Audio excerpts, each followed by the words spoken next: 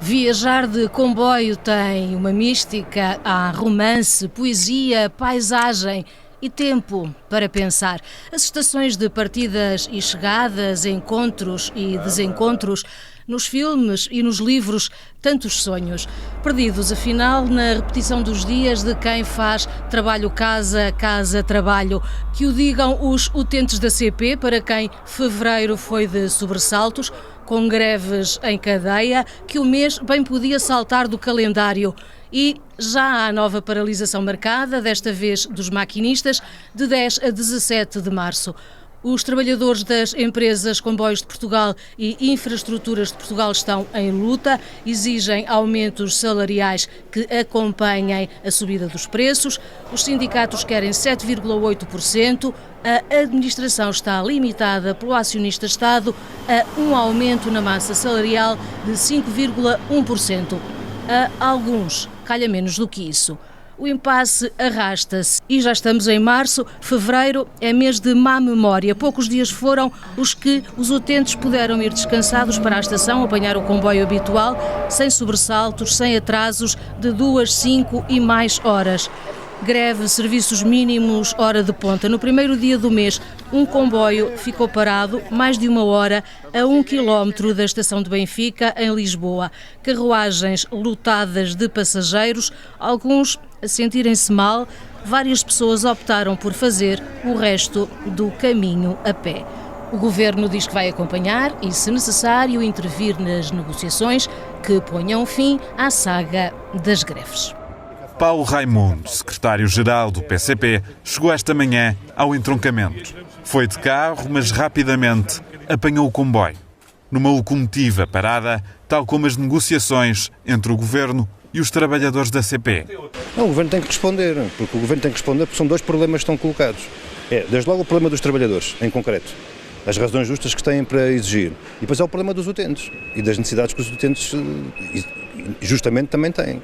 Portanto, o Governo tem que responder. O Governo tem tido uma opção sobre várias questões, que é de tentar ver se passa entre os intervalos da chuva, logo hoje neste dia que está a chover, e tentar arrastar ao máximo os processos. Ora, o Governo vai ter que responder a esta questão em concreto da greve da CP, como colocou, mas outros setores que também estão justamente em luta e que precisam de respostas. Nas oficinas da CP apertam-se as últimas peças, mas também o cinto, numa altura em que os trabalhadores reivindicam um aumento de salários em tempos de inflação. Sabe que a questão fundamental que se coloca hoje para todos os trabalhadores, mas também aqui aos trabalhadores das oficinas da CP, é o problema transversal dos salários. Quer dizer, os trabalhadores são muito dedicados, altamente especializados que aqui existem, como podem ver. Sem eles não é possível nada disto funcionar. Merecem respeito, merecem dignidade, mas merecem aquilo que faz pagar as contas, que são os salários. E, portanto, nós temos... essa é a questão fundamental que é preciso dar resposta e que o Governo teima em bloquear, mesmo até soluções da própria CP. Depois das greves que levaram milhares de passageiros a ficar sem transporte, estão já agendadas novas paralisações entre o dia 10 e 17 de março. Serão mais 7 dias de greve, desta vez por parte dos maquinistas, que começam já esta sexta-feira. Ir às compras atualmente é sinónimo de desembolsar mais. Um estudo da DECO Proteste mostra que desde 23 de fevereiro do ano passado, altura em que começou a guerra, o cabaz alimentar ficou mais caro. Há um ano custava 183 euros, agora está a 228, mais 45 euros, o que significa um aumento de cerca de 25%. Completamente. Eu tenho 2 crianças, sou mãe solteira e então as coisas estão mesmo pela hora da morte. Ganha pouco, já é É complicado. É complicado. E mais a mais eu vivo sozinho. Para mim vai chegando, olha, temos que apertar um bocadinho o cinto. Cada semana que eu vou aos hipermercados eu noto a diferença dos preços muito mais alto. Laticínios e peixe são as categorias alimentares com uma maior subida dos preços, mas o aumento é generalizado. É o caso do arroz carolino. Há um ano custava 1,14€, passou a 1,97€. Um aumento de 70%. O mesmo para a alface.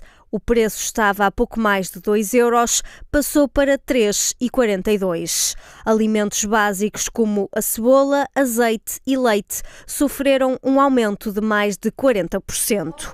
Uma situação cada vez mais complicada para quem compra e para quem vende. É esticar ao máximo, porque realmente é muito complicado. É uma dificuldade, é quase uma impossibilidade, porque se tudo aumentou e as margens para eu conseguir vender tiveram que ser reduzidas e mesmo assim vendo menos, as despesas, os custos fixos aumentaram, fica quase impossível manter esta atividade. Qualquer família, por muito bem organizada que tenha a sua vida financeira, ver-se confrontada com um aumento de prestação de 300 euros e ainda um aumento dos bens essenciais nesta ordem e mais a luz e o gás é uma missão impossível. Um aumento que não acompanha o rendimento mensal de algumas famílias que acabam por necessitar de ajuda. Temos trabalhado na prevenção, porque as pessoas que vão ao gabinete de apoio ao sobreendividado da DEC Associação já são pessoas que estão, muitas delas, em incumprimento e em fase de renegociação de dívidas. E, portanto, a DEC Proteste o que tem feito muito é trabalhar para os consumidores, identificando aqui formas de os ajudar agora, já, nas suas famílias e com a sua realidade, a prepararem-se para o seu cenário e para aquilo que pode acontecer. Um cenário económico que não dá perspectivas de melhoria. Apesar de ter abrandado no último mês, a inflação continua alta.